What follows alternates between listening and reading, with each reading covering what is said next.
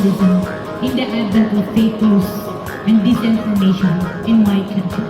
We need to work it out. We need to prove that we are the voice of the people. We are the media. We are the facilitators.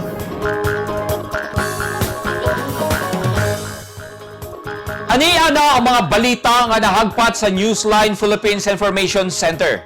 Ako si Paul Palacio. Tutok na!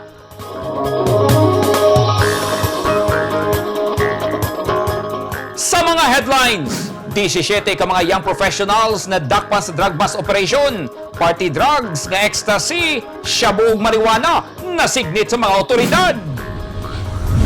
Lineman sa telco na kuryentehan og na hospital. Spillway Bridge nga giguba sa linog, nahimuan na og bag-ong tulay.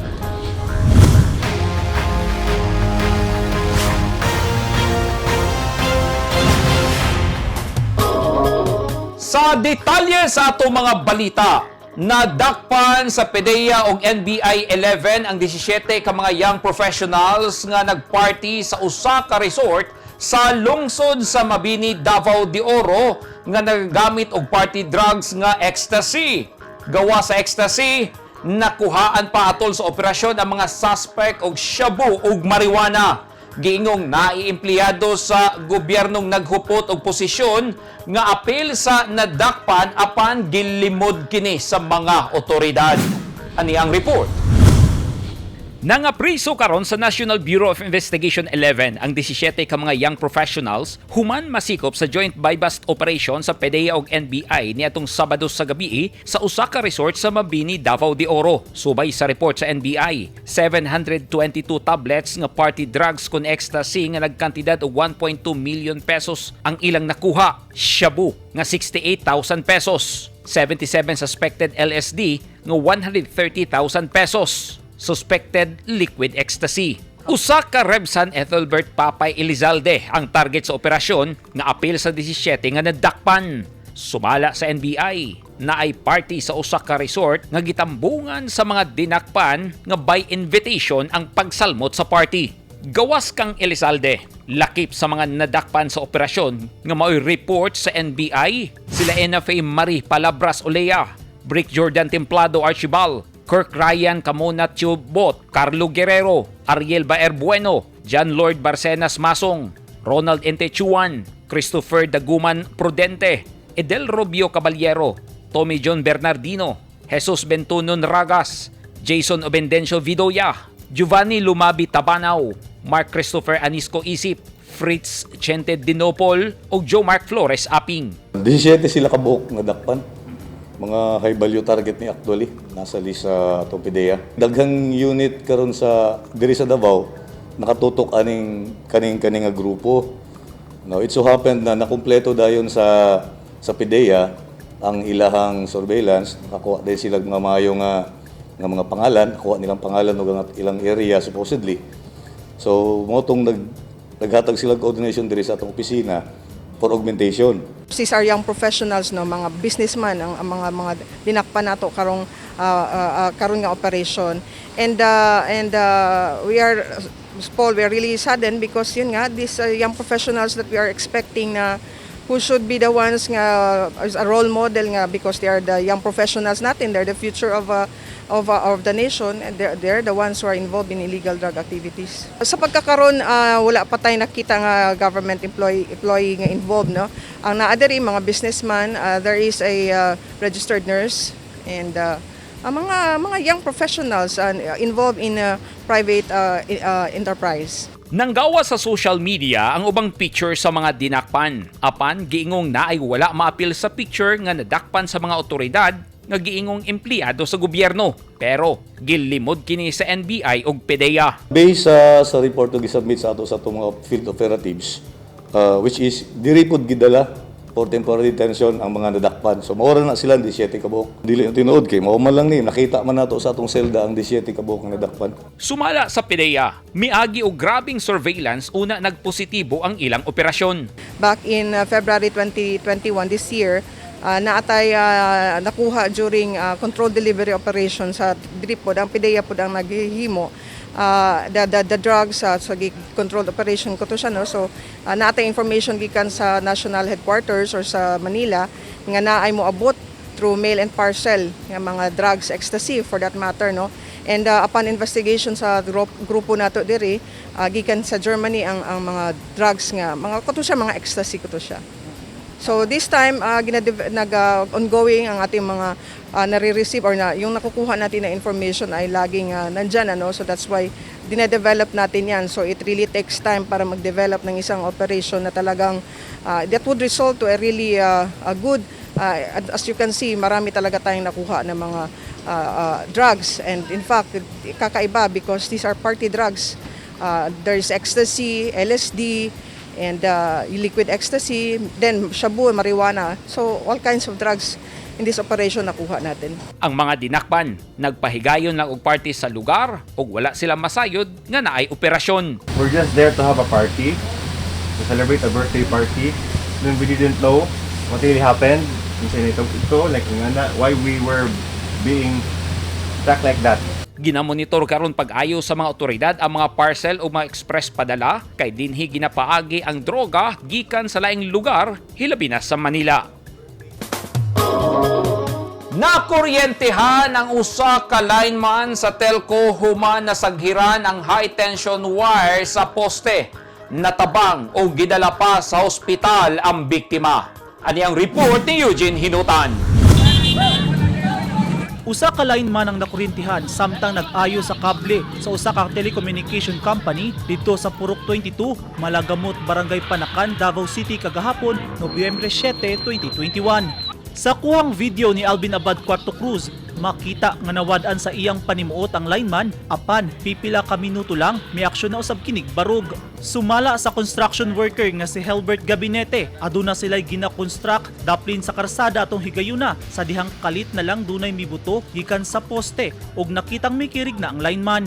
Tungod sa panghitabo, daling miresponde ang grupo ni Gabinete aron tabangan ang lineman nga nailang si Mark Namata, taga Arroyo Compound ning Dakbayan sa Davao. Gahapon, dire nagtrabaho gahapon sila nagtata ng kuryente sa ilang ilite. Tingala may sa ubos, dako man kang buto. Paglingin na mo sa taas, nagbitay naman ang itong lineman, nagkirig-kirig. Mga itong idaga na mo, ikuha na mong bako, itong rescue na mo. Kaya di man ito madaog mano-mano sa tao, kaya naman sa taas, nagbitay na arnes. Itong pakuha na mong bako, ikuha sa bakit. Dali sab nga mi-rescue ang Central 911. Dugang ni Gabinete, nagginhawa pa ang lineman sa dihang ilang gikarga kini sa ambulansya ug dali kining gidala sa Southern Philippines Medical Center. Sa among pagsuta, luwas na si Mark Namata ug padayon kining ginatambalan sa SPMC. Eugene Hinutan, Newsline Philippines, Davao Region. Stay safe! Ug daw sa sunog ang duha ka mga balay sa Buhangin, Davao City. Ang mga nangasunog, dali ra kayong gilamoy sa kalayo tungod kay gama lang kini sa mga light materials sama sa kahoy. Ani ang report ni Eugene Hinutan. Gilamoy sa dakong kalayo ang duha ka balay sa Kamagong Street, Buhangin, Davao City pasado alas 12 sa udto kagahapon, Nobyembre 7. Sa inisyal nga investigasyon sa Bureau of Fire Protection, electrical short circuit ang posibleng hinungdan sa sunog. Matod sa BFP, nagsugod sa balay ni Pampilo Averquez ang sunog. Gisaysay sa mga residente sa fire investigators nga kalit na lang miulbo ang kalayo gikan sa outlet sa aircon nga naa sa ikaduhang andan sa balay. Since na made of light materials lang ang katong balay, amakan ang mga bungbong, dali ra ni katag ang kalayo, no, o nadamay ang katong yang tapad. Tungod gama sa light materials ang balay, paspas nga ni kanit ang kalayo. Alauna 48 sa hapon, gideklarang fire out sa bumbero ang insidente ug 5 ka pamilya ang apektado sa maong sunog. Walay natalang samaran sa insidente. Gibana-banang mukabat sa 180,000 pesos ang danyo sa sunog. Subling pahimangno sa BFP, kanunay susihon ang linya sa ilang mga kuryente aron malikay sa samang insidente. Always yun nato nga nga maging responsible ta sa kaning mga linya sa atong kuryente, sa atong mga appliances nga if ever na magamit ta ato gyung i-sure, no, nga pag man nato gamit ato gyung i-unplug, especially pag matulog o biya kita sa atong panimalay. O naapod tay mapansin no nga kakaiba sa atong mga appliances, sa atong linya sa kuryente, ato yung i-refer dayon sa mga certified electricians no para ma-address kung unsa man ang trouble na encounter sa ato ang linya sa kuryente or ato ang appliances. Padayon pa karon ang ginahimong lakang sa barangay ug City Social Welfare and Development Office aron mahatag ang hinabang ang mga nasunugan. Eugene Hinutan, Newsline Philippines, Davao Region. Stay safe!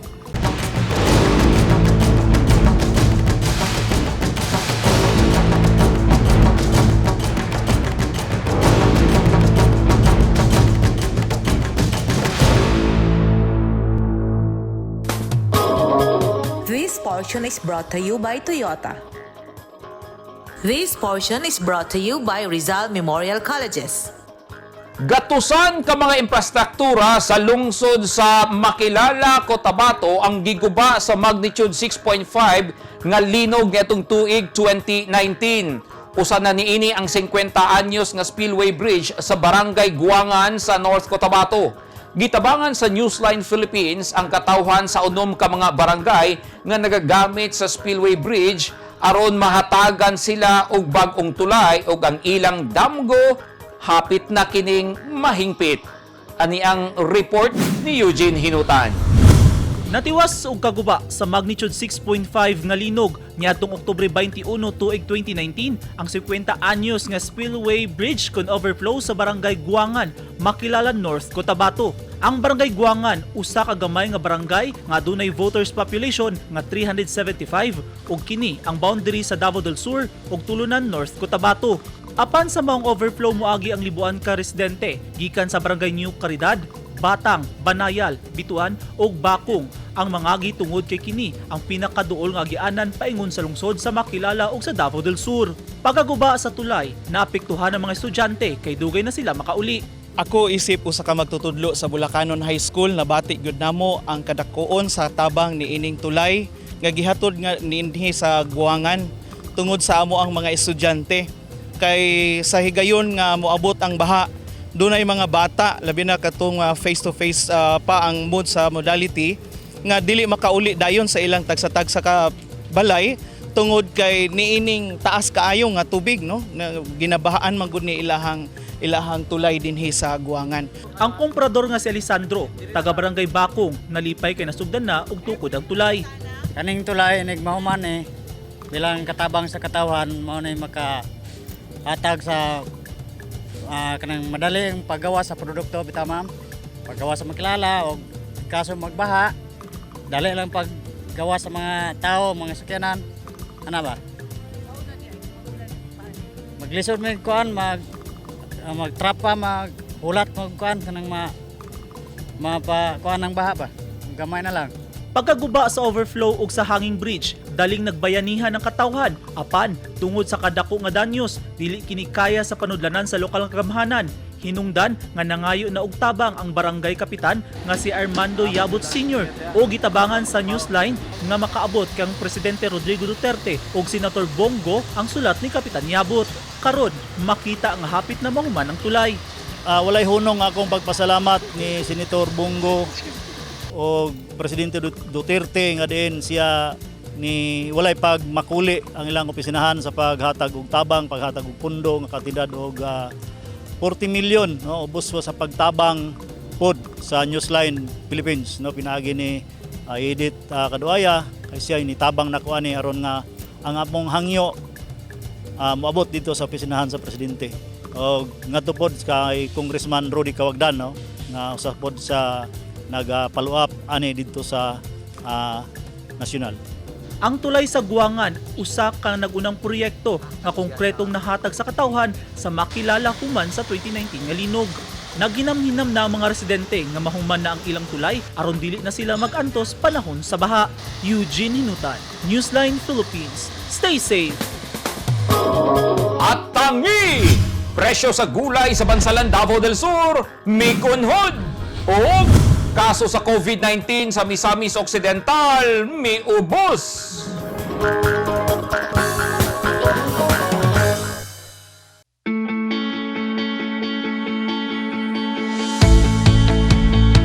Gusto ba mo og barato ug orihinal nga mga construction supply? Sa kadaghan sa imong pilian, all-in-one ang imong pagpamalit.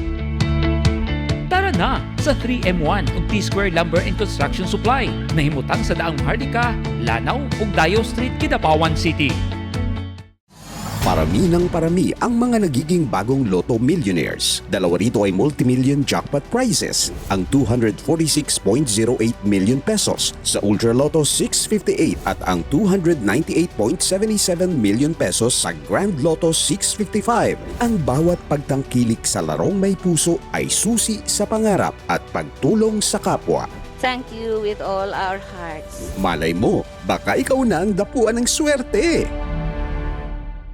Ang mga taong dunay mga ginahambin nga mga grabing mga balatian o comorbidity, hilabi na ang mga senior citizen, sila ang mas delikado nga maigo sa coronavirus disease COVID-19. Busa dubling pag-amping ang himuon og tambali ang mga ginahambin nga mga sakit. Ang pagtumar sa Bilonga Gold Herbal Capsule is a food supplement makatabang aron mapunggan nga musamot ang mga balatian. Turmeric uluyang dilaw ang nagunang sagol sa Bilonga Gold. Gisagulan og sodium ascorbate o vitamin C aron mas mulig-on ang immune system. Ang Bilonga Gold Herbal Capsule mapalit sa mga butika.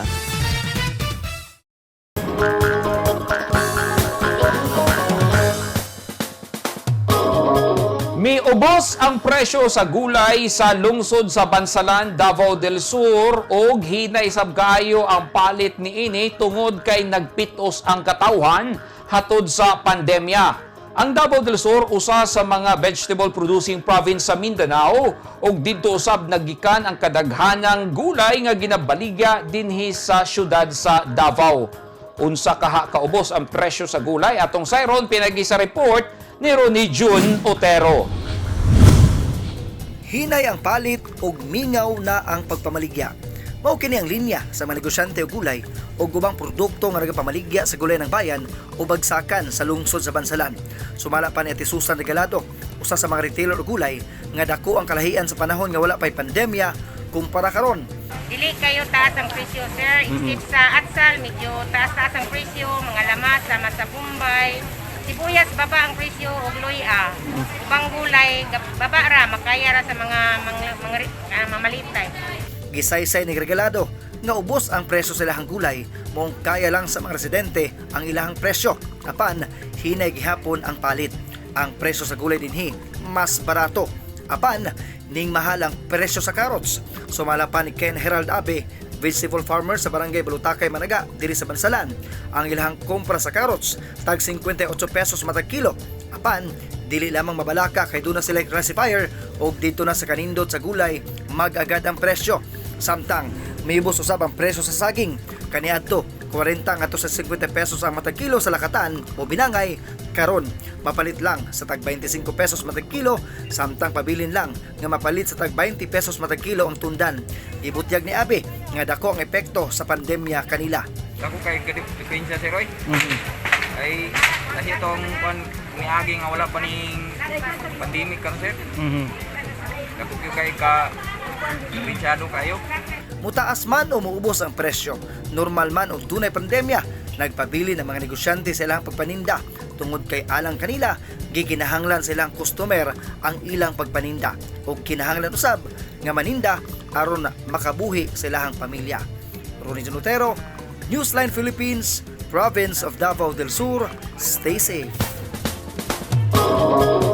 Miubos ang kaso sa COVID-19 sa Misamis Occidental. Ang dugang detalye niini pinaagi sa atong News Bureau Chief nga si Neptali Batoleño. Nep? Daghang salamat po. Padayon nga miubos ang nagpositibo sa coronavirus disease COVID-19 sa Misamis Occidental itandi sa nakalabay nga simana. Sa labing ulahing report sa Integrated Provincial Hospital Office IPHO Misamis Occidental, aduna na 92 ang aktibong kaso sa COVID-19 sa Misamis Occidental. Kahiluluban nga diadto Nobyembre 2 miabot pa kini sa 143 ka aktibong kaso. Sa kinatimukan ng lalawigan sa Misamis Occidental, adunay 9,153 ka mga nagpositibo sa maong virus, din moabot sa 539 ang nakabsan sa kinabuhi tungod sa complications sa COVID-19. Sa maong ginaghanon sa nabatay, 46 o 9% diri ang vaccinated kung nabakunahan, samtang 91% sa mga nakabsan sa kinabuhi ang walay bakuna. Tungod diri, padayon ang panawagan ni Misamis Occidental Governor Philip Tan sa katauhan sa lalawigan na magpabakuna o ingod man ang pagtubag sa health protocols sama sa social distancing, pagsuot sa face mask, pagpanghinaw o kung mahimo, magpundo sa balay. Base sa 2020 census sa Philippine Statistics Authority kung PSA, ang Misamis Occidental adunay kinatibuk ang populasyon nga 617,333. Sa maong ginaghanon sa report nining bulan sa Nobyembre, moabot na sa 114,587 ang nakakumpleto na sa bakuna o 25,206 ang naka-first dose pa lang sa bakuna. Buot pasabot nga adunay 31.63 nga herd immunity coverage ang Misamis Occidental. Sa kinatibukan ng populasyon sa Misamis Occidental, nagkinahanglan kini nga moabot sa 442,013 ang makakumplito sa bakuna aron makabot ang total population for herd immunity. Samtang nakadawat og hinabang gikan sa lokal nga pagamhanan sa Usamis ang mga nasunugan sa Purok 2 Barangay Laman ning Dagbayan. Gawas sa mga pagkaon o mga sinina na kadawat usab og tag 40 pesos gikan sa buhatan ni Usamis City Mayor Sancho Fernando Ando Waminal ug sa Usamis City Council ang siyam ka mga pamilya nga napiktuhan sa maong sunog. Kahinumduman, nabayong pagkaugdaw ang 8 ka mga panimalay sa maong dapit niadtong Nobyembre 3 sa may alas 2:30 sa kadlawon. Nawas kadaog-daw ang 8 ka mga Pinoy-anan, ikabsan si kinabuhi ang usa ka Alan Boy Maghanoy, 55 anyos, na wala makagawas sa dihang nahitabo ang pagsilaom sa kalayo. Sa investigasyon sa Bureau of Fire Protection sa Usamis, pinagi ni Fire Senior Inspector Erwin Peter Macamay, Fire Marshal sa Usamis, nga nakadawat sila og tawag nga dunay nahitabo nga sunog mga alas 3 na sa kadlawon. Nasayran nga sa balay sa namatay nga si Maghanoy, iyong nagsugod sa pagdilaam ang kalayo. Sa pagkakaroon wala pa gipagawas ng opisyal nga pahayag sa resulta sa investigasyon sa nasangpit nga sunog. Mao kadto mga balita nga nakalap gikan sa lalawigan sa Misamis Occidental, balik kanimo po. Daghang salamat, Neptali Batuleño.